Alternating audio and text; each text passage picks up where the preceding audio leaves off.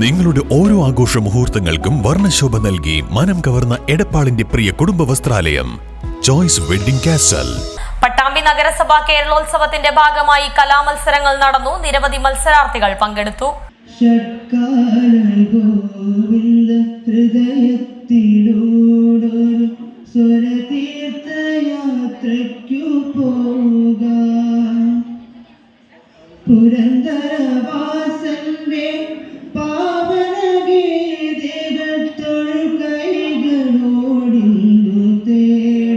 പട്ടാമ്പി നഗരസഭാ തല കേരളോത്സവത്തിൻ്റെ ഭാഗമായുള്ള കലാമത്സരങ്ങളാണ് ഞായറാഴ്ച നടന്നത്.